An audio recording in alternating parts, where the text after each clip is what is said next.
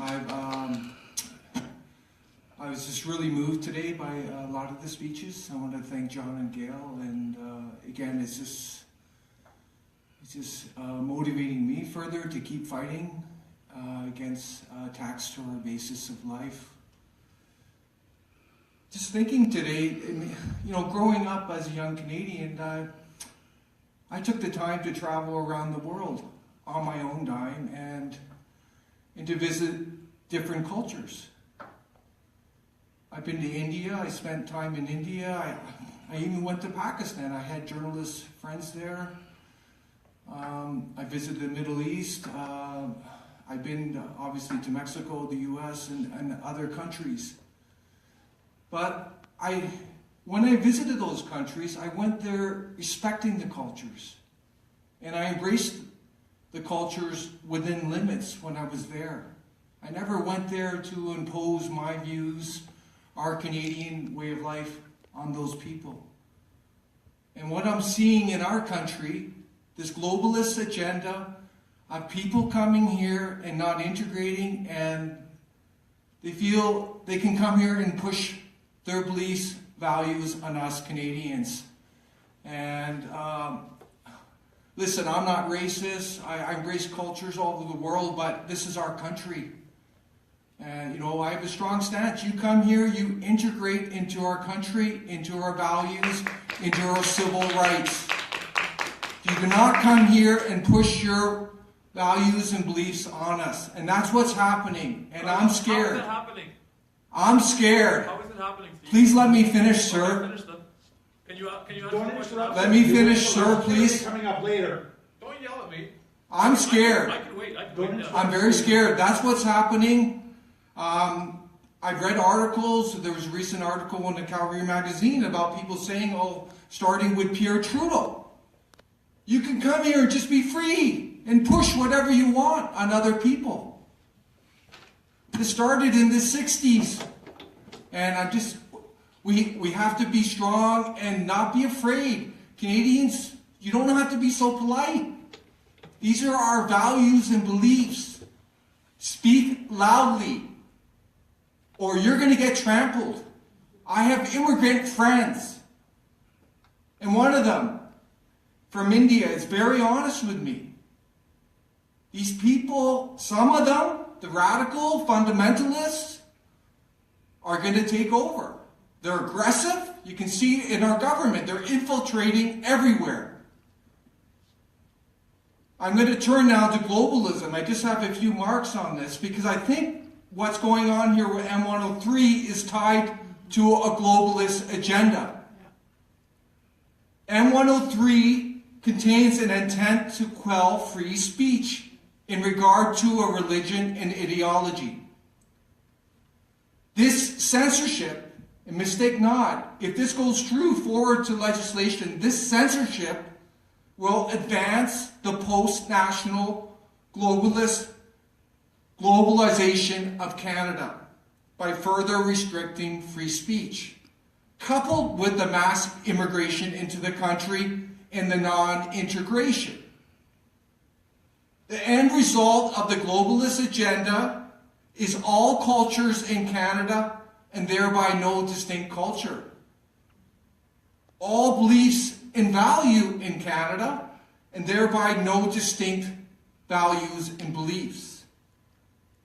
All identities in Canada and thereby no distinct identity.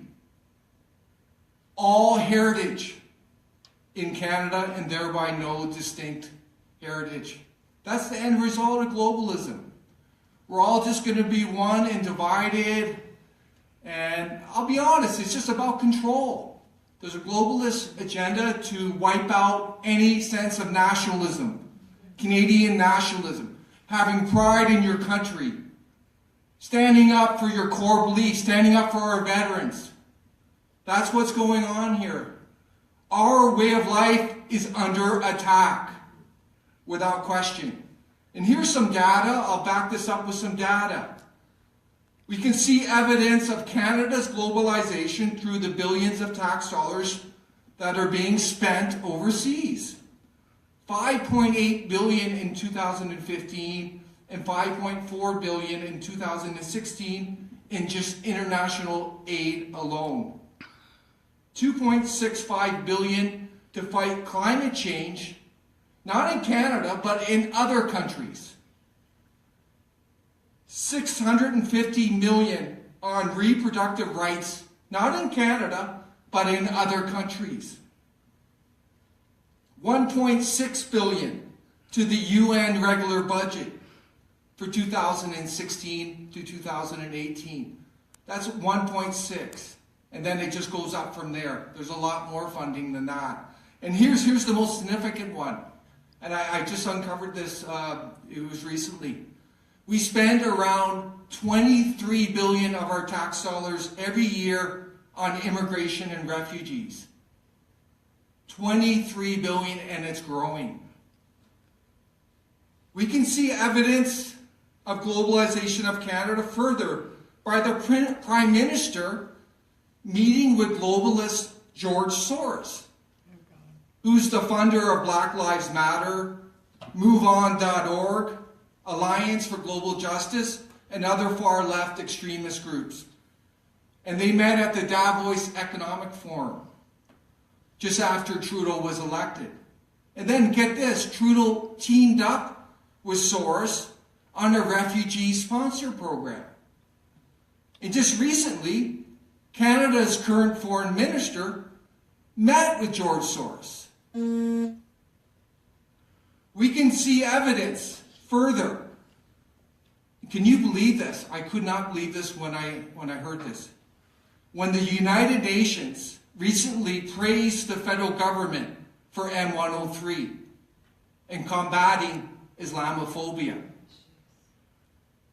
This was just like a week ago. The same United Nations allowed Saudi Arabia to chair the UN Human Rights Council. Can you believe that?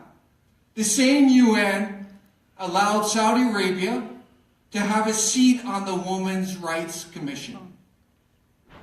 There's women in Saudi Arabia who are getting beheaded in broad daylight. That's only one example. We can see evidence of Canada's globalization by the open borders policy, in which the federal government encouraged illegal migrants to cross into Canada. And the government is silent on Canada's increasing number of sanctuary cities. There's like no dialogue anywhere, but they're growing. And the United Nations recently praised the federal government for allowing 46,000 Syrian refugees, and they want more coming in. We can see evidence from the federal government renaming illegal migrants to irregular migrants, and in doing so, encouraging these migrants to cross our border. If you care about traditional Canada, our heritage, our values, our habits, our cultural norms, our identity, our freedoms, then you need to join the fight to save Canada from establishment globalists. Time is short. M-103 may lead to legislation that criminalizes speech critical of religions and ideologies.